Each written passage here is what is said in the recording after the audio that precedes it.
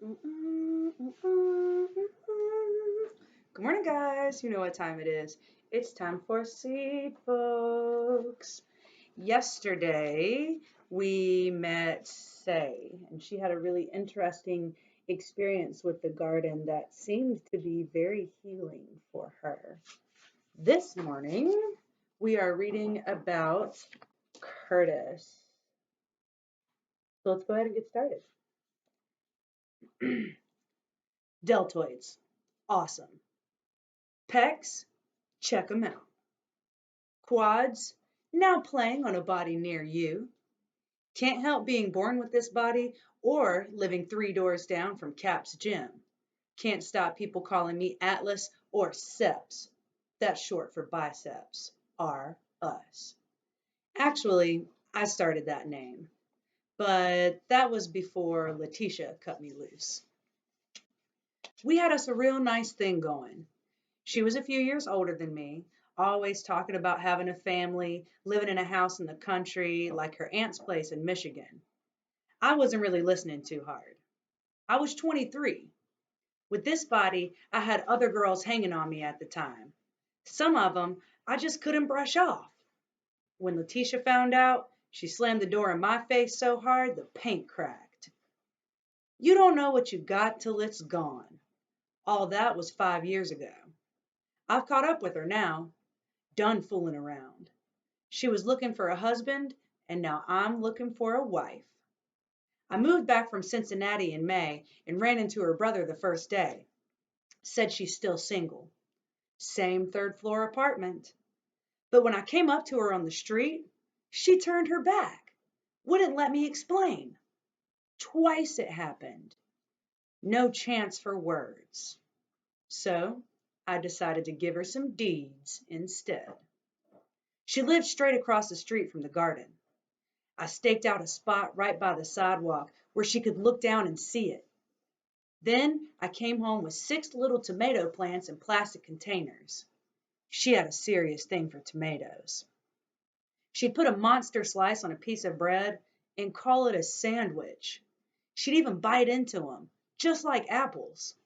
Always talking about eating them out of her aunt's garden when she was a kid and how she wanted to grow them someday. She probably thought I forgot all that. I planted them right there in front of her eyes to show her I hadn't, that I was waiting for her. I got the biggest beefsteak tomatoes. I could see them in my mind, bright as traffic lights flashing at her across the street. I'd never grown anything before. I got into it. Every day, something new.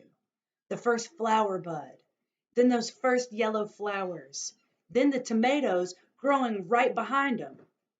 This old man with no teeth and a straw hat showed me how to tie the plants up to stakes. Then someone else told me all their diseases. That got me worrying. What if all my plants started wilting or caught blight and died? That wasn't any message I'd want her to see. I started coming straight from work to check them. I noticed every hole in every leaf. I picked off bugs, pulled out weeds, and I gave them lots of that fertilizer called tomato food, like somebody told me. From little green marbles, those tomatoes started growing. Then they started getting orange. Then they went to red. I kept looking up at Letitia's window, wanting her to see it too.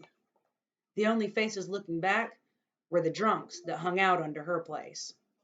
That liquor store is all boarded up, but they still suck on their bottles there anyway.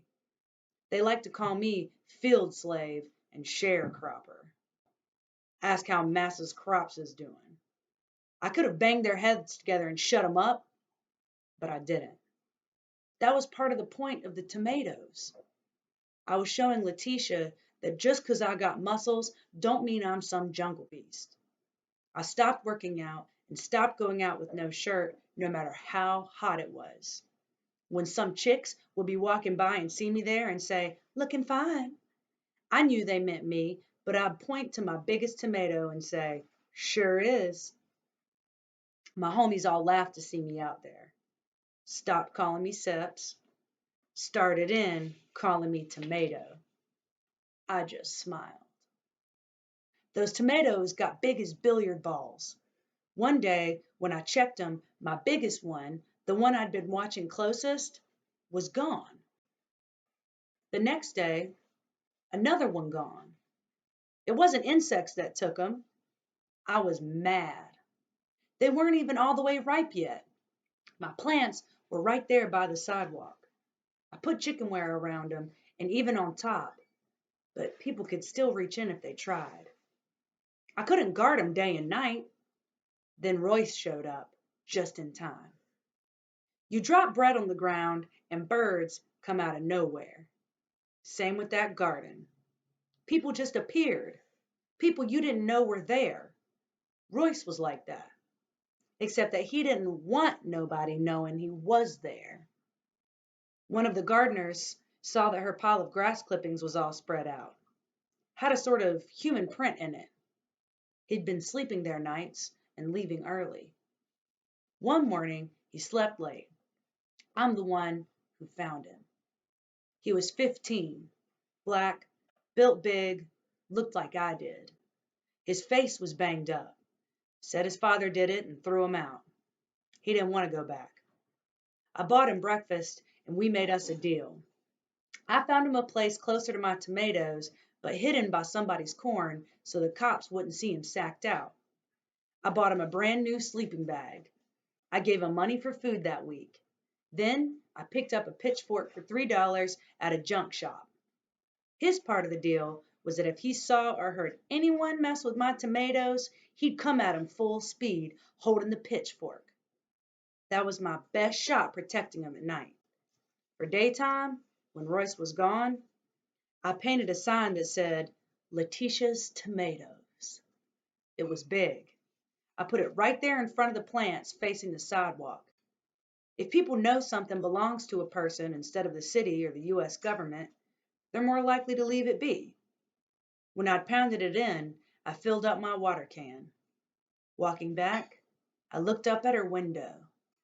As still as a cat, behind that lace curtain, there was her face, staring down at the sign. All right, guys, what do you think? Is Curtis going to win Letitia's love back over? What do you think of him hiring the young man to sleep in the garden at night? Is that a nice thing? Was it a good deal? Tomorrow, Nora. We are cutting right through. We've got about a third of the book left, and I'm looking forward to reading it to you. Later today, you will receive Chapter 9 of Fever 1793, so stay tuned. Until then, love you, miss you.